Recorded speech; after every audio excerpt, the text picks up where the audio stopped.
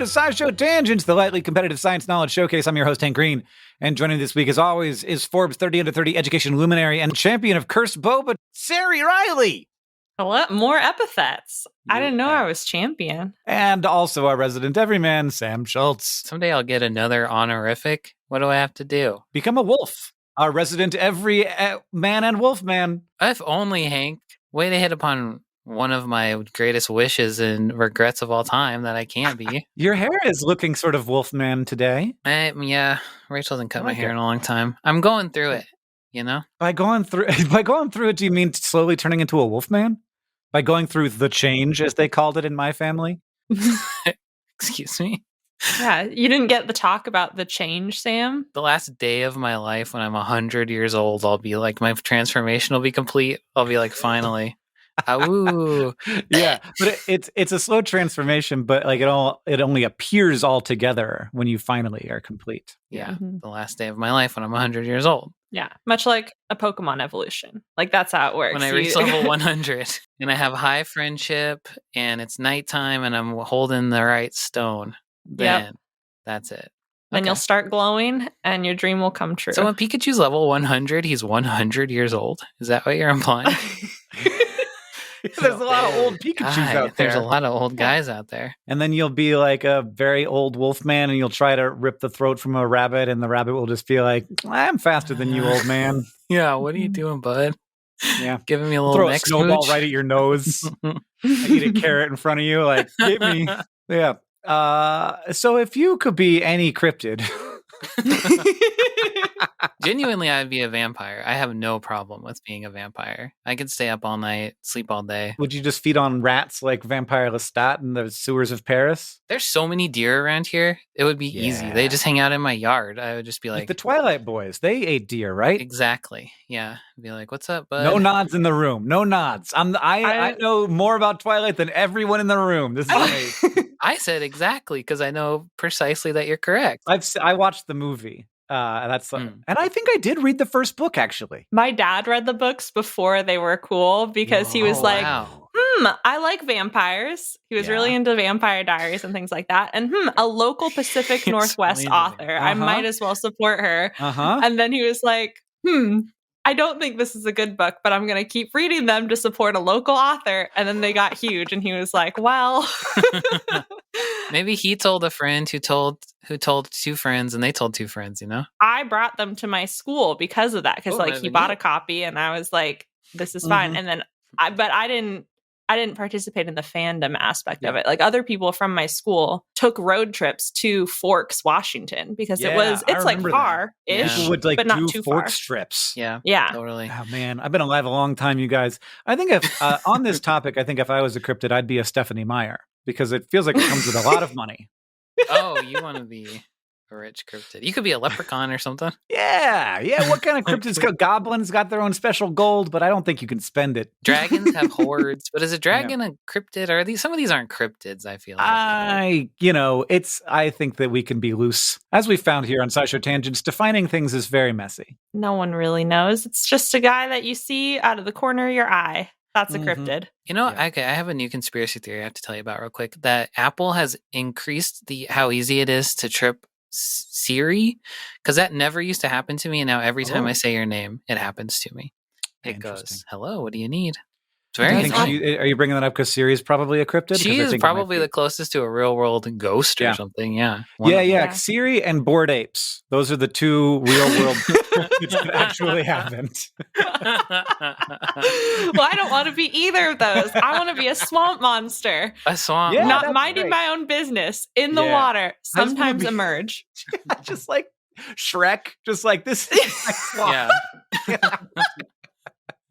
Get out of here. I'm podcasting. I want to be Stephanie Meyer, and I think that Sam wants to be... I'm just going to be a vampire. What a boring answer in retrospect. Every week here on SciShow Tangents, we get together to try to one-up, amaze, and delight each other with science facts while also trying to stay on topic. Our panelists are playing for glory and for Hank Bucks, which I will be awarding as we play. And at the end of the episode, one of these two goons will be the winner. Now, as always, we're going to introduce this week's topic with the traditional science poem, this week from Sari. Hope is the thing with feathers, poetically at least, But actually, these delicate fans are just weird growths of beast. Beta-keratins twisted and packed into interlocking barbs for fluffy warmth or a mighty flap or neon mating garb. The diversity of plumage outcompetes that of all birds. So thank you, evolution, for never not being absurd. The topic for the day is feathers, specifically feathers. Can I guess that this one has an extremely easy to define? There's no question about what a feather is. I'm gonna defy Sam's explanation guess and say that actually probably there's a place where it gets fuzzy. I also thought it would be simple, but feather scientists are sitting on the biggest, deep rabbit hole of what even is a feather. There are so many different kinds of feathers. They're super weird, and when you start thinking about them too hard, you get grossed out. Or at least this is my experience. Okay, it is weird that they sort of get oozed out of the skin. Yeah. They are skin growths. And I guess everything, hair is technically a skin growth and scales are technically a skin growth. But they are, according to some sources, one of the most complex skin structures, part of the integumentary system. So the outer protection on vertebrates. They are one of the most complex structures. Your skin, is that the integumentary system? Yeah, so skin, nails, hooves, scales. Okay. But feathers, compared to something like skin, which is very complex, it has pores and whatnot, or compared to something like scales, which have kind of a relatively uniform structure all around, there are so many different types of feathers that can form. If you picture a feather that comes to mind, that is probably a wing or a tail feather, like that. Smooth shaped. They are specialized for flight, either for pushing air or for steering mid-flight. And they have a clear central shaft, and these sticky outy parts are called barbs or barbules, and they are aligned and usually intertwined. But then you get into so many different types. There are these feathers called contour feathers that start getting a little fluffier, that kind of give birds their shape. They're down feathers, which are the stuff beneath that help keep birds warm. But then you get into things like phyloplumes, which are short feathers with just a couple barbs at the end, and they work like whiskers for birds. They are feathers that work like whiskers. Why not? There are bristles, which are just feathers without the side bits. And just a stick? Just a stick sticking out of the bird. What are those? It's a feather hair.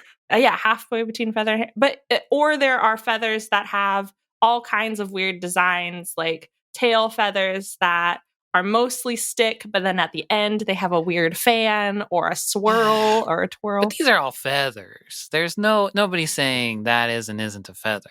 Right? Yeah. No one's saying that isn't a feather, but you think about them as weird skin growths. And how do they form like that? Where it gets weird biologically, keratin-wise, and maybe this is me overthinking it now, is trying to define what makes a feather from that. It's it's a structure made of this protein, and it looks weird. But it can look weird in 100 different ways. What is the protein it's made of? Keratin. So it's just just like hair. It's just another keratinous structure. Yeah. And so at what point is it not a hair anymore? Is there a biochemical difference, or is it just because it looks a certain way? Because famously, birds do not have hair. Only mammals have hair. And so, but why? What's the thing that do we just have? Does it turn out that we have feathers, or did the human bird last common ancestor? What did that thing have? Oh, did it have hair or feathers? Did feathers turn into hair? Actually, I don't know. I think they were independent. I think because they are feather follicles and there are hair follicles, but I think those are convergent evolution. I think there are slightly different forms of keratin in mammalian hair, horns, hooves, compared to the keratins found in reptiles, birds, claws, scales, beaks, shells, feathers. But then it gets still fuzzy a little bit of what these growths are. It seems like what was before feathers and hairs with scales. Scales were first, and then like that was the biochemical ancestor anyway of both feathers and hairs. And some birds' feathers look kind of like hair. If you look up a kiwi, it's shaggy little guy. A little baby chick. That looks like it just has hair all over it. Little fuzzy fella. Oh, man. You guys, I did not realize how distantly birds and people are related. Is it like a worm or something? Yeah, like it's basically the same distance from alligators. And how distant is that, though? Is that like talking worm territory? Or no, it had a spine. It had a vertebra. Yeah. It was bone territory. Yeah, okay. Bone territory. I actually, now that I hear all of this, I feel like, hey, feathers are a pretty specific thing. I agree. Sarah's trying to convince us not, but trying to inject some drama. Yeah, maybe that's it. I'm bringing myself to this definition. You're always trying to start shit, Sarah. So this word, I bet, is old as heck because people have been using these things for a long time. Yeah, and I couldn't find anything really interesting about it because we just pointed it out because birds have been around, and we were like, well, that's a feather. So it comes from the Old English word feather. Which is of Germanic origin from the German feder. Oh. And then somewhere in between that, I cannot find the linguistic link, but the root is from Latin penna, which means feather, and then is also the root word that led to pen because a quill pen. Because they were the same thing for a long time. Yep. You had it on birds, and then you plucked it out, and then you wrote a little poem. You wrote a little song for your neighbor. Nobody writes songs for their neighbors anymore. Yeah. Back in the day, people were writing odes. People were writing epic poems. You just show up at your neighbor's house and you just like hand them, and it's like, somebody once told me the world was going to... Okay, now it's going to be time to move on to the quiz portion of our show.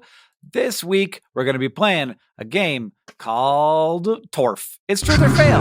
In 1996... paleontologists discovered dinosaur fossils with some surprising things on them. They were feathers. And since that discovery, paleontologists have continued finding more examples of feathery dinosaurs. Most of them seem to belong to meat-eating dinosaurs called theropods. And the more examples we find, the more questions scientists have about how and why feathers evolved in dinosaurs. So today, our Truth or Fail is all about dinosaur feathers. I will present you 3 tales, but only one of them is true. It's up to you to figure out which is the true story. Are you ready? Yes. Yes. Story number 1. When scientists peered into a sample of amber from Spain, they found a bunch of downy dinosaur feathers packed together densely. The dinosaur that gave rise to the feathers is unknown, but what was more interesting to scientists was what they found buried inside, larval molts belonging to an ancestor of modern-day feather and skin-eating beetles called dermestids. Or it might be story number 2. Feathers may have evolved since dinosaurs roamed the earth, but that does not mean that we can't use them to evolve our modern-day technologies, like Badminton shuttlecocks. A Badminton company has developed a new shuttlecock whose nylon feathers are inspired by the short feathery fibers found on Dilong paradoxus, a predator related to T-Rex, with the promise that these feathers will make a more aerodynamic birdie. Or maybe is fact number 3. After paleontologists identified dinosaur fossils with feathers similar to modern aquatic birds, scientists wanted to see how their feathers might have evolved and led to the modern-day aquatic bird feather. So they constructed robot ducks decorated with synthetic feathers inspired by the fossilized feathers and found that these feathers were not as efficient at releasing water compared to duck feathers. So either it's story number 1, dinosaurs may have had to contend with feather-eating beetles. Story number 2, Badminton Company created a dinosaur birdie. Or story number 3, scientists built a Roboduck with dinosaur feathers.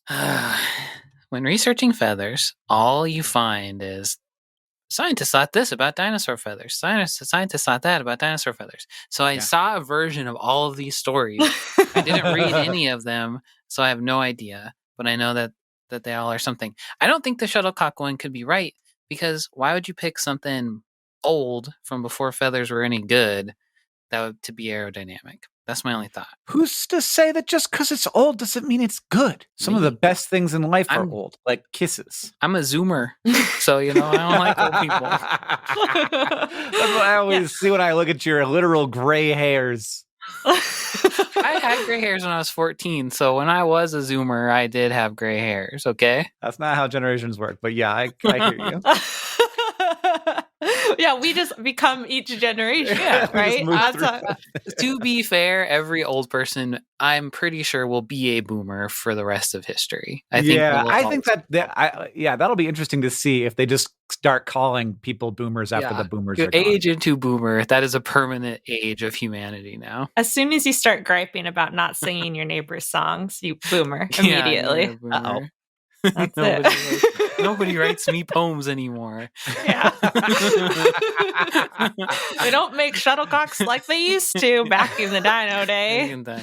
Yep. Yeah.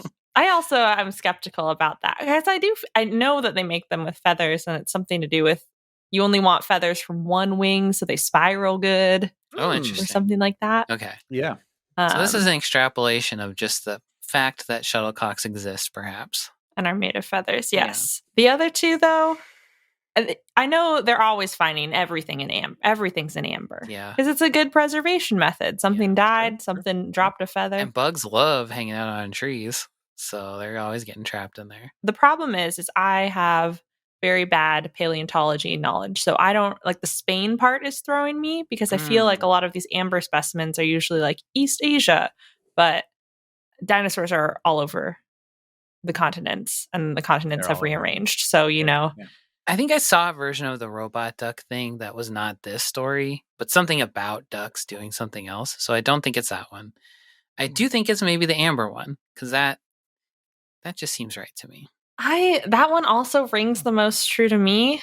I'm not going to metagame. I'm too tired to metagame. I think it's the amber one too. I'm going to go with my instinct. 2 amber votes? Yes, 2 amber, 2 furious. Yes, amber. I'm locking in for amber. All right.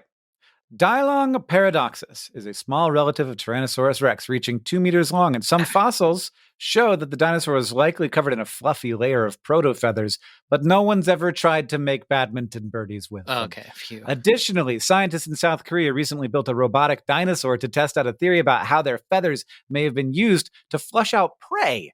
So that's cool, but nobody ever built a Roboduck with dinosaur feathers. It's true. Dermestids, also called skin beetles, were found in fossilized amber along with some dinosaur fluff. You guys are both correct. Hooray. Do you like the part where I made you think over and over again that you failed? Yeah, that was a fun way to present it. I love that. Yeah. A lot of twists and turns. Apparently, we can't conclude much about whether or not the mystery dinosaur the feathers came from would have had beetles as a pest. According to the scientists involved in the study, the larvae weren't feeding on the living feathers and didn't have the structures in modern dermestids that they use to irritate the skins of their host. So they think the beetles probably were not causing the dinosaurs much harm. Sounds lovely. That's nice. Birds do look really creepy if they have like some sort of feather parasite and lose a patch of it. They need their feathers for sure. They need their feathers to be cute, to be wholesome. And then as soon as those are gone, it's like, oh, I see how you are an avian dinosaur. Uh-huh. Humans are really the only animal that looks good naked. Well,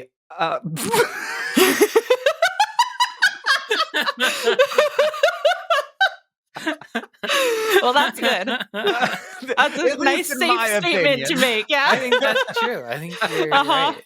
Yeah, like you see a hairless cat, you're like, nope. Hairless bears, very bad. Yeah, really terrible. Scary, really scary. So bad.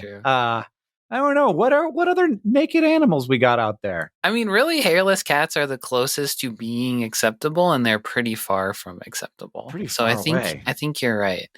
Naked mole rat, a sheep? Not good. A sheep shaved looks good. A shaved sheep, a completely hairless sheep, I think would maybe just look kind of normal, I guess. Yeah. But yeah, naked mole rats don't have any hair, and they look very bad. Hippos, whales. Pretty good. Whales look great naked. And dolphins. Whales are dolphins. Dolphins are whales. Well, okay. Not to me. Not to me. I had somebody asked me recently, they were like, what's the difference between a dolphin and a porpoise? And I looked it up and I was like, absolutely nothing. Like there are two different things. We call some things dolphins and some porpoises, but taxonomically, no sense to what we call what. Huh. So I think we should just call all of them whales. And that's I'm sticking to it. Because I don't want to say cetacean. They're going to think I'm terrible. I agree with you. I think you're right. But you got to have at least another adjective. You got to have big whale, fun whale. Happy whale, mean whale. Yeah. Yeah. Well, no, then within that, you say blue whale, and dolphin. But when you say both, you are saying whale. Dolphin is whale. From now on. Got it. This is dolphin law, is whale. Science law. But if you're talking about dolphin, then you say, what do you say? I think happy fun whale was my dolphin. Whale? A fun whale. Look at that naked fun whale. Yeah. Look at that naked fun whale. It sure does look good. He's looking pretty good over there. Man, it looks like he could have a good time, if you know what I mean.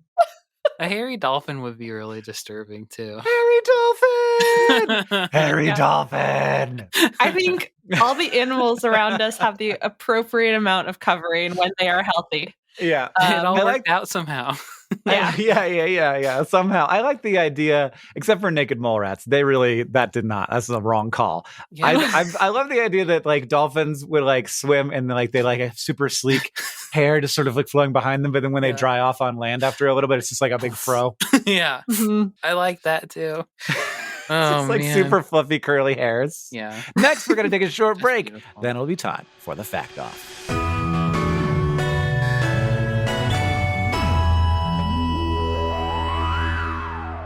SciShow Tangents is brought to you by Rocket Money, a personal finance app that finds and cancels your unwanted subscriptions, monitors your spending. I just snapped. It looked really cool when you did it. And helps you lower your bills. Subscriptions. Back in my day, the only thing you could subscribe to was the dang newspaper. And we liked it that way. These days, you want anything, you got to subscribe to it. Here, I'm going to enter a random word and the word subscription into Google, and I'll see if there's a subscription for it. Sponge. Oh, God. I got 3 sponsored results. Oh, live to scrub. Live to scrub? That's not how I feel at all. I feel like I don't live to scrub. I sometimes scrub to live. You must scrub, or else live like you're scrubbing. Or else there are consequences. Scrub or else is what it should say.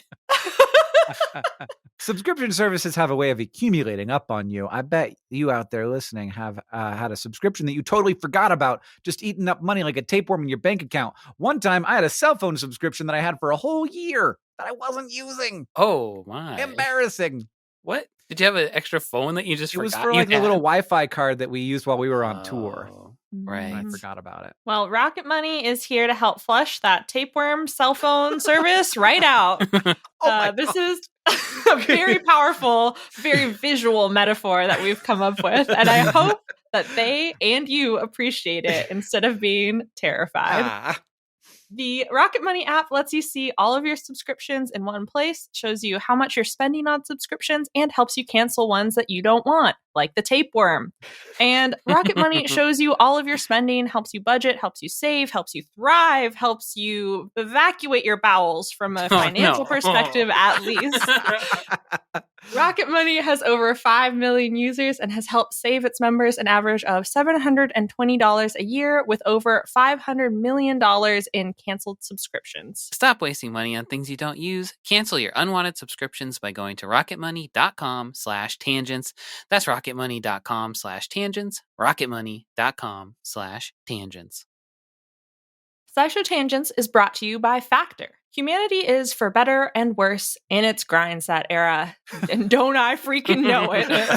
We are side hustling. We are chopping wood and carrying water. We are waking up and smelling the coffee. We are both hunting and gathering. That's but right. Going to the grocery store, is this a grindset friendly activity? Is cooking dinner conducive to this entrepreneurial lifestyle? Sometimes we simply don't.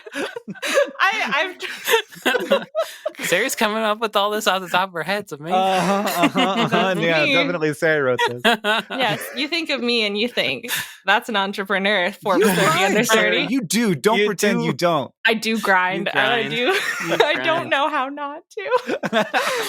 Sometimes we, and in this personal attack, me, simply don't have time to prepare a quality meal for ourselves. And yet we need a quality meal to continue that grind.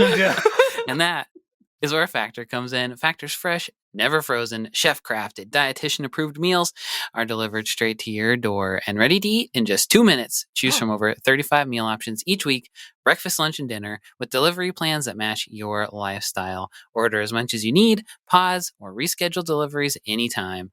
And as I always say, the more you slack, the less you stack. So stack up a whole bunch of no prep, no mess, heat and eat meals with Factor. Limits exist only in the mind, says the ad copy. I don't know if I agree with this. I think there's probably some limits, like the speed of light is a real one. But other limits exist. There are some limits that exist primarily in the mind. But Factor meals can exist in your refrigerator. If you head to factormeals.com/tangents50 and use the code tangents50, you get 50% off. That code is tangents50 at factormeals.com/tangents50 to get 50% off. That's both the code tangents50 and the end of the URL. Grind. Code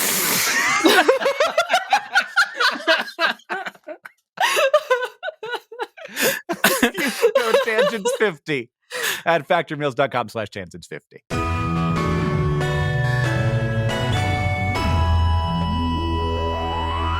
All right, welcome back, everybody. Now get ready for the fact off. Our panelists have all brought science facts to present to me in an attempt to blow my mind. And after they have presented their facts, I will judge them and I will award them Hank Bucks any way I see fit. And I could do that just out of malice. Yeah, we don't even have to be playing a game. You could just call us one day and say, you get 100 Hank Bucks. Sarah, you lose 100 Hank Bucks. I'm a cruel master, but I'm in charge, so whatever I say goes. Anyway, you want to do some trivia question to decide who goes first? I guess you're making the rules now. That's Sam and I are monkeys dancing. I don't have it open right now. Trivia question, you guys, to decide who goes first. Outcast famously commanded us all to shake it like a Polaroid picture, but maybe he should have told us to shake it like a peacock trying to attract a peahen. In 2016, scientists published the results of a study on how peacocks rattle their train, that's what it says, to convey their interest and merits to a potential mate. I don't know if that's the actual word for a peacock's tail feathers. I feel like maybe it is. But the question is, how many times per second does the peacock shake their tail feathers? I was so distracted by the fact that you said Outcast was a singular person that I didn't even hear the question. So I'll say 14. Outcast is a bunch of people? Outcast is Big Boy and Andre 3000. Oh, wow. Andre 3000 specifically sang that song that you were referring to. I'm learning every day. Wow. Okay. I was just as distracted, but by a completely different part of the sentence, which is that it's peacocks and peahens, which makes sense for the genders of the birds. Yeah, female peacock is a peahen. Baby peacocks are called pea-babies. Wow, sciences and nature are both amazing. So I think, and pea-babies cannot shake their tail feathers because they are not sexually mature, and so they do not have their beautiful tail feathers. No. I think it's going to be I think it's fast. I think it's like 40 shakes per second. Baby peacocks are actually, there is a name, they're called peachicks. Oh, yours is better. That makes more sense. Yeah, but PBB is better. Petition for PBB. pea-baby. We had 14 and 46. Is that what we had? Yeah. Ooh, gosh, this is close, actually. Sam, you are closer. It's 26. Wow. So not far off either of you. That's much more than I would have guessed. That's a lot of shaky. Mm-hmm. That is not how fast I go when an Outcast sings. For what unit of time are we talking? Per second. See, I missed that part. That's really fast. Yeah, no, I shake my Polaroid picture far slower than a peacock. I could probably do it 4 times a second. I don't know. Yeah, maybe. No, I think maybe one. That seems really more, a little more than one. It's impossible to count 1 second and also shake your butt at the same time. So 1, 2, 3, 4, 5, 6. Yeah. I can't. No, it's not. Far too focused on the butt shake. You can only count the shakes. Yeah. Neither of you are trying to shake your butt right now. I'm currently shaking my butt entirely. I just have a very still upper body. You have good movement isolation. That's what I always say about you, Sam. Yeah. That means so this all we got to move on. Sam goes first. Okay. Humans love eating chicken. They love it so much that in 2020, 73 billion chickens were slaughtered for meat worldwide, compared to 332 million cattle, which is bonkers, right? Dude, chickens are much smaller. Well, yeah, that's my next point, Hank. A chicken is 1/100th the meat of one cow. But I do think that the math still works out to that. People are wild about chicken meat, right? That's still whatever 332 million times 100 is still less than 73 billion. Yeah. Right? Yep. So, okay, but when you slaughter and prepare chickens to be eaten, you are left with a bunch of, you guessed it, feathers. 10% of a chicken's weight is its feathers. So that's a lot of feathers per chicken. And you can't turn feathers into leather, even though they rhyme, like you could with slaughtered cattle.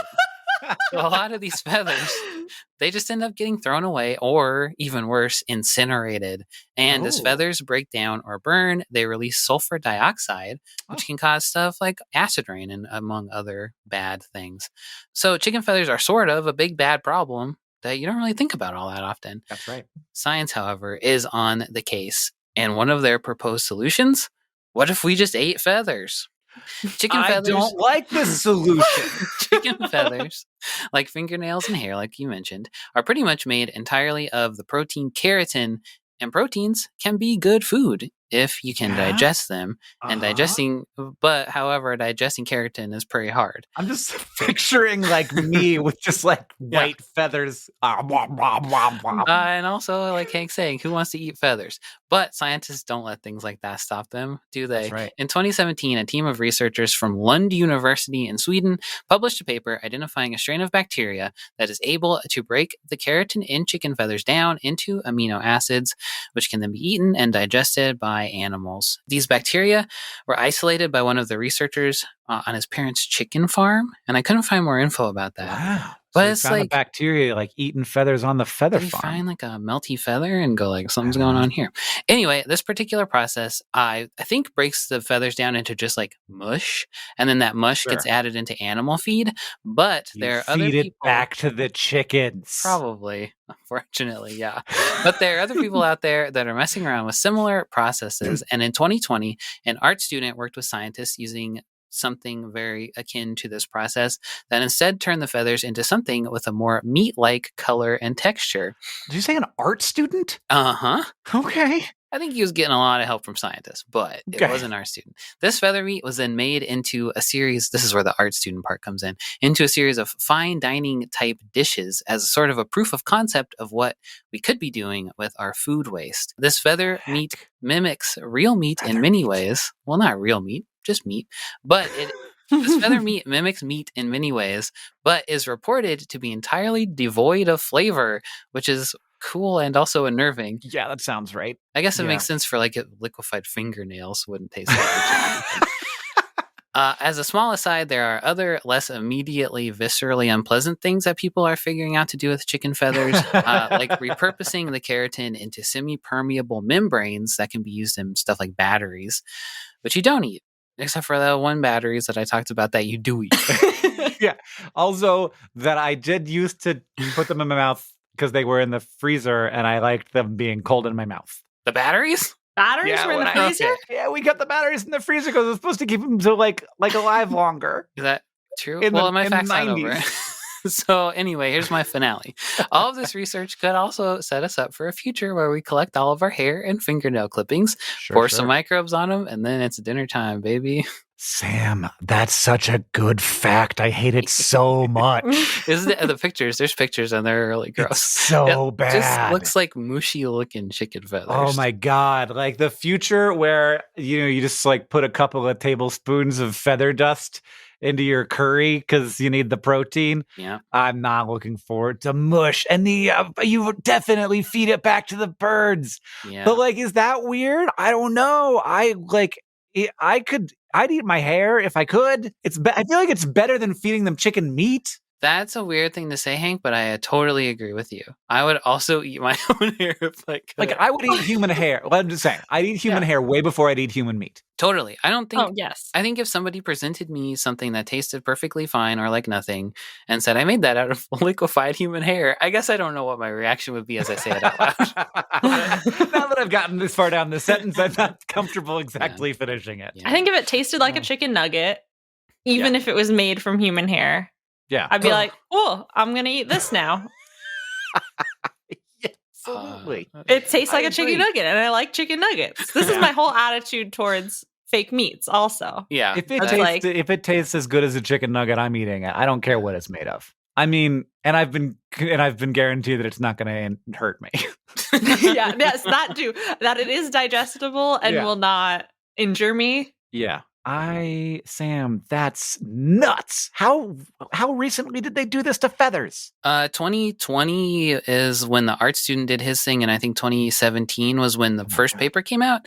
And those researchers now they like have a company that makes microbes that break down all kinds of stuff, including feathers, kind of on a large scale level. You know, I want to sign up. I want to eat the feather mush. I bet we can get some. You said that they were like in Europe somewhere? Yeah, Sweden. All right, I'm going. Sweden sounds great. I mean, they can mail you some, I bet. Yeah, I want to go Sweden. Okay, fair enough. All right, Sari, you have quite a hill to climb here. I am really astounded by this feather protein mush. It's an uphill losing battle, but I'll do my best.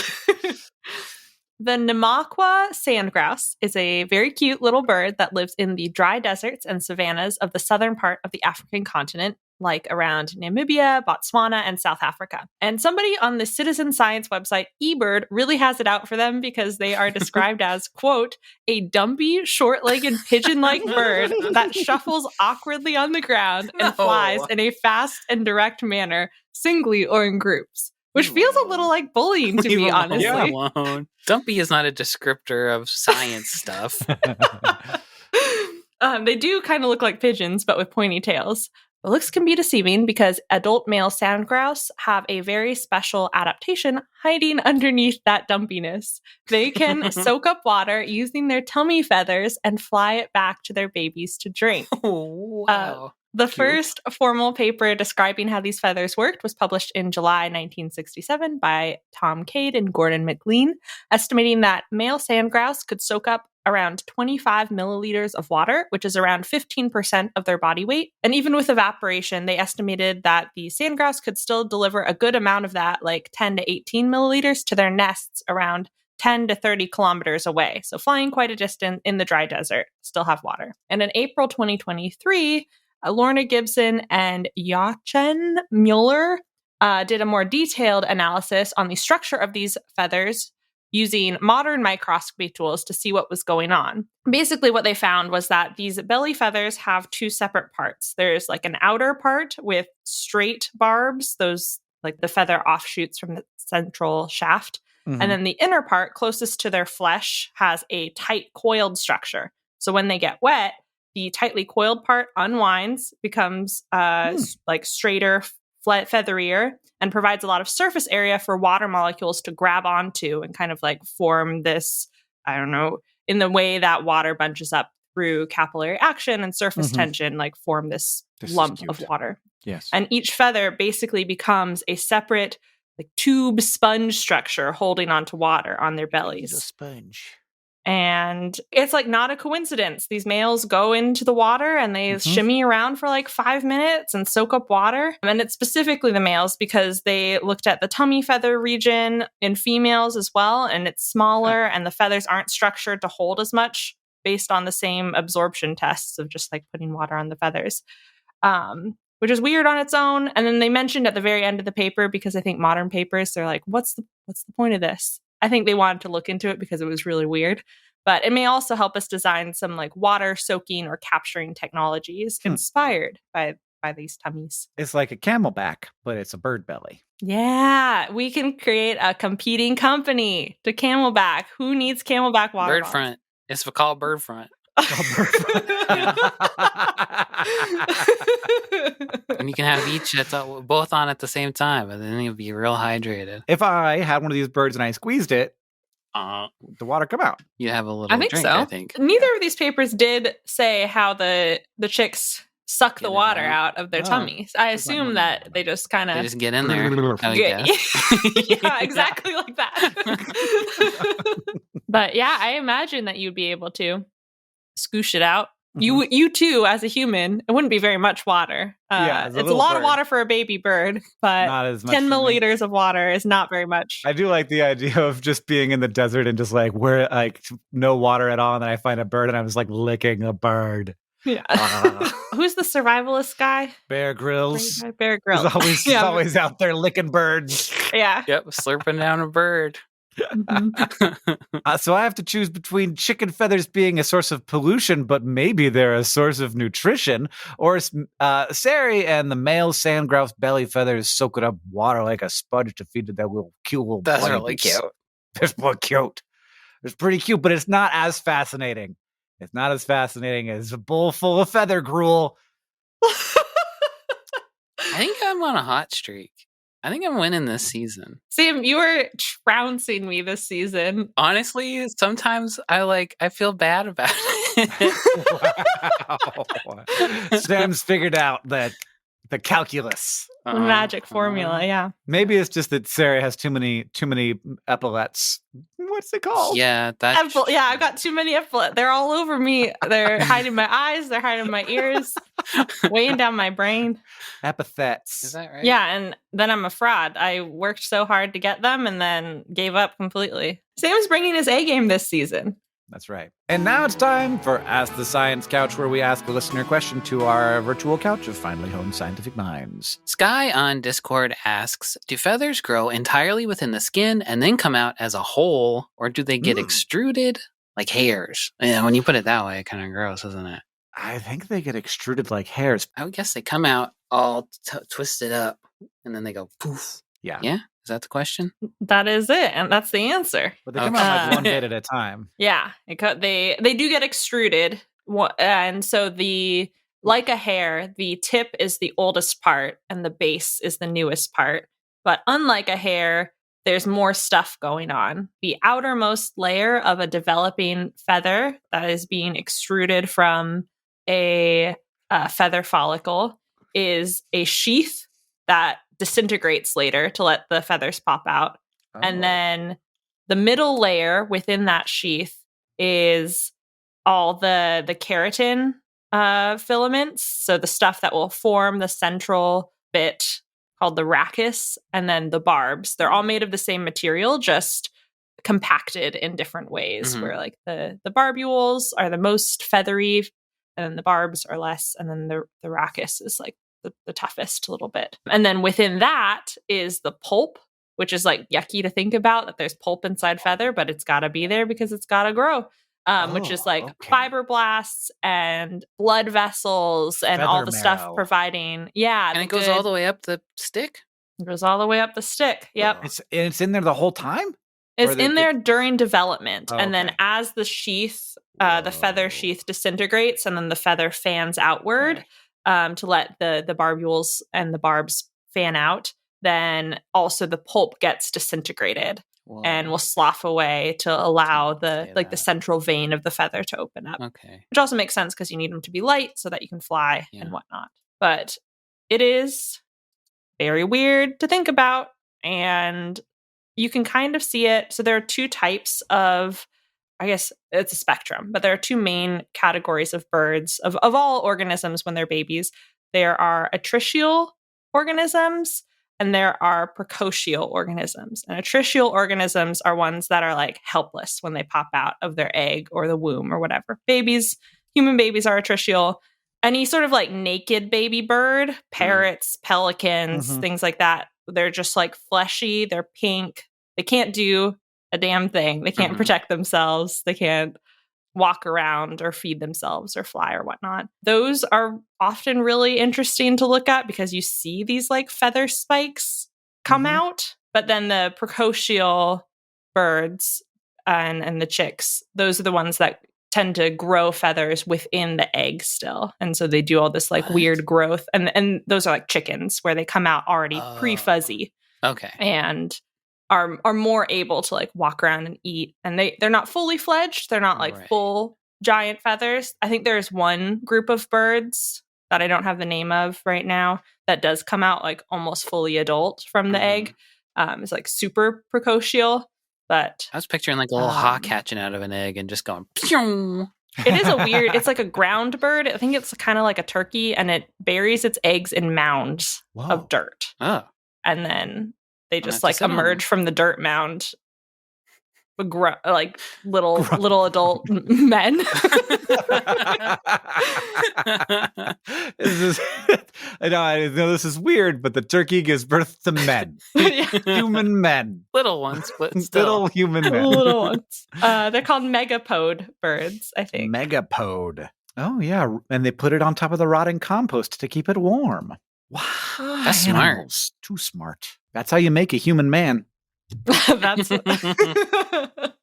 you take some rotting compost, a little sand insulation, put some baseballs in there, and a man pops out. Baseballs are just man eggs. Don't tell Ken Griffey Jr. All right, that makes sense. Thank you, Starry. If you want to ask the Science Couch your questions, you can follow us on Twitter and on Threads at SciShow Tangents, where we'll tweet out topics for upcoming episodes every week, or you can join the SciShow Tangents Patreon and ask us on our Discord. Thank you to @Bucky's Revenge on YouTube, @JCB on Twitter, and everybody else who asked us your questions for this episode. If you like this show and you want to help us out, it's really easy to do that. First, you can go to patreon.com/SciShow Tangent. Become a patron.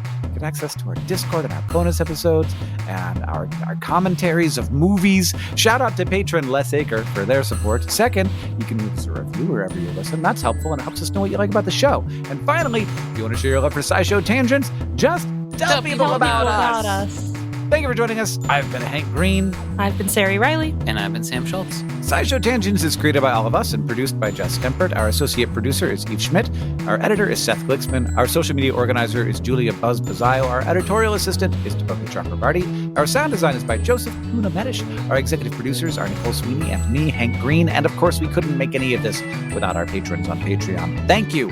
And remember, the mind is not a vessel to be filled, but a fire to be lighted.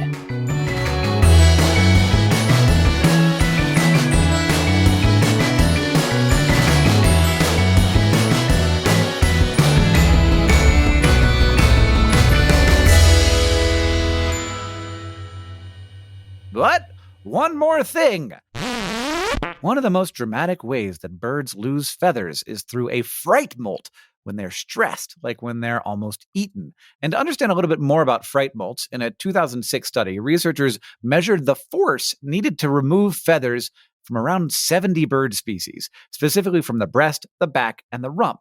And they found that on average, the butt feathers were pulled or fell out most easily, especially in solitary prey species that are known to have a, quote, high frequency of fear screams, according to around 15 years of audio data anyway. So if you see a bird flying around without a tail, it might look pretty silly, but also that poor little guy's probably been through some recent horrors. My butt fell off. And it's not the scientists, though they did also do that. Mm-hmm.